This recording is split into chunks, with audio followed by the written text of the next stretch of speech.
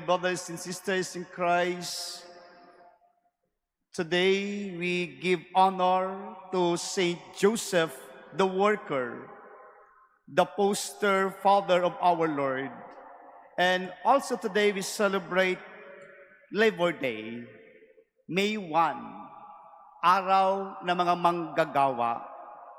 Mother, brothers and sisters, we are gathered today as we give thanks to the Lord. We give thanks to our loving Father for all that we have right now. Of course, His generosity and complete trust in us. Indeed, we are here because we are children of God.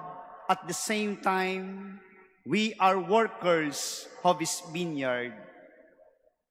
And this celebration, my brothers and sisters, the feast of Saint Joseph the Worker, liturgically instituted by Pope Pius XII in 1955 to coincide with Labor Day, whereas the secular proclamation at the same time in the year 1889, this is also a Labor Day.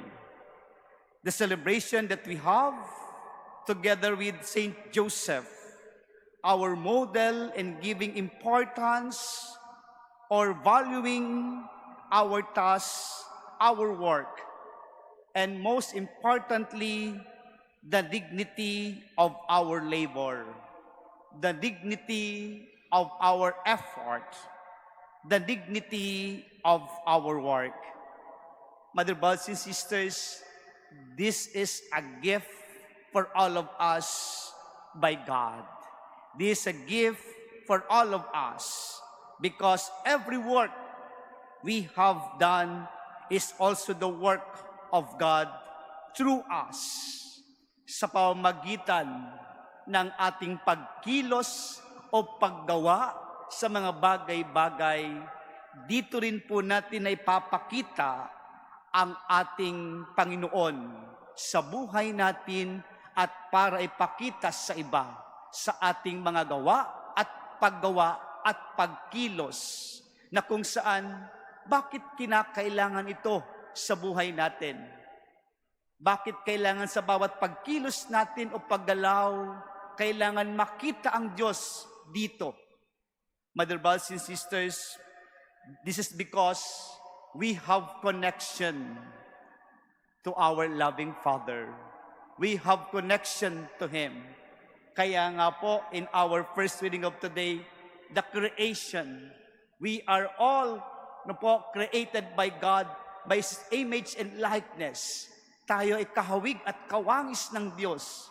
Ibig sabihin, kung ano ang Diyos ay nasasalamin sa ating mga buhay. Kaya sa pagkilos, dito dati na ibibigyan ng pagpapakahulugan na tunay na namamayani ang Diyos sa buhay natin. Whatever it is, Mother, brothers and sisters, for our living, truly His goodness is in us. Ano man ang ating ginagawa, ito man ay ating hanap buhay, umagawaing mga bahay, ito ay isang pamamaraan upang ipakita natin ang kagandahang loob sa buhay natin. Through our work is the image of God's goodness. Work, Mother, brothers and sisters, a part of God's loving plan. We are called to cultivate and care for all the goods of creation, and in His way, share in the work of creation.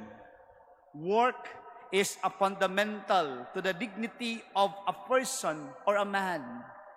And by our cooperation, Mother, brothers and sisters, and for being aware of our duty, it is our spirit to be steward towards creation.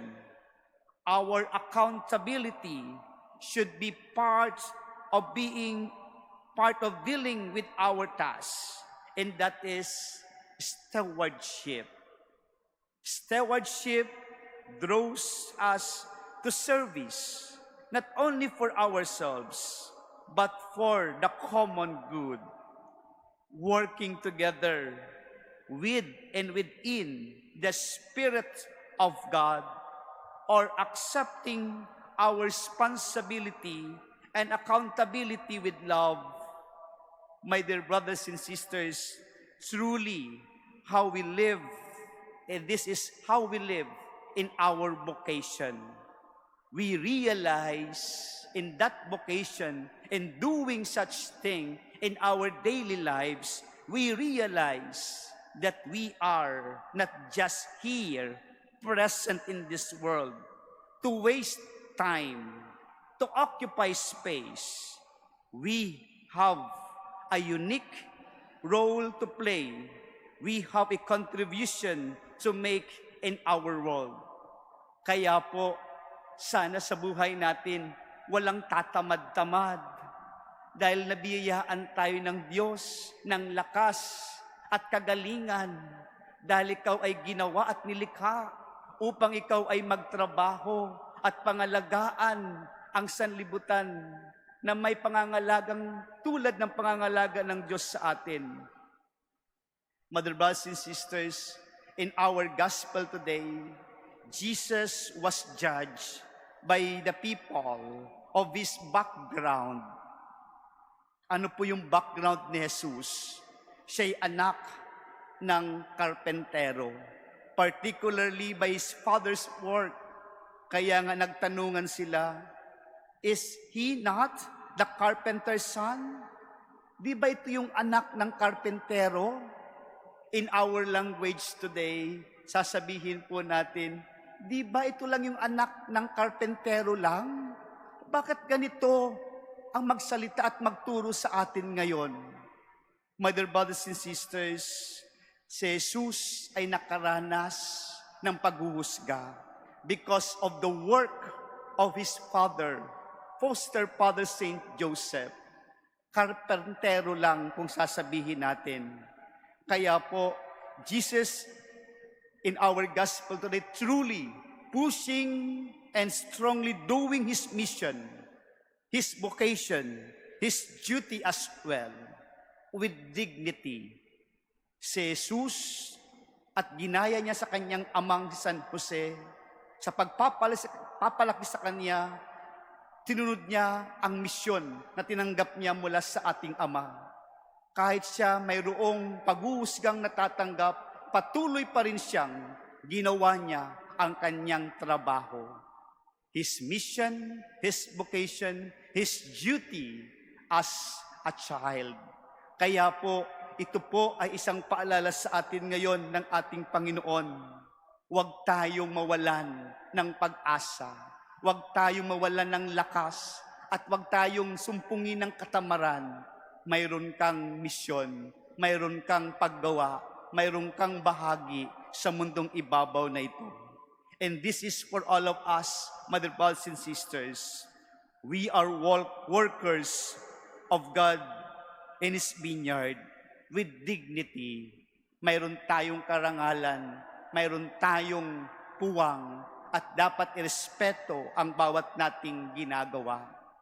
Mother, brothers, and sisters, igalang po natin ang lahat na ginagawa natin at ang mga manggagawa. Ito ay isang biyaya para sa ating lahat ng ating Panginoon. Kaya po, iwasan po natin palagi. Huwag po natin lagyan ng lang ang ating mga ginagawa. Dahil iyan ay biyaya na ikaw ay pinagpapala. Mother, brothers, and sisters, as Saint Paul would tell us, whatever you do, in word or in deed, do everything in the name of our Lord Jesus. And truly, we receive and we pray in our spiritual psalm of today, Lord, give success to the work of our hands. Amen.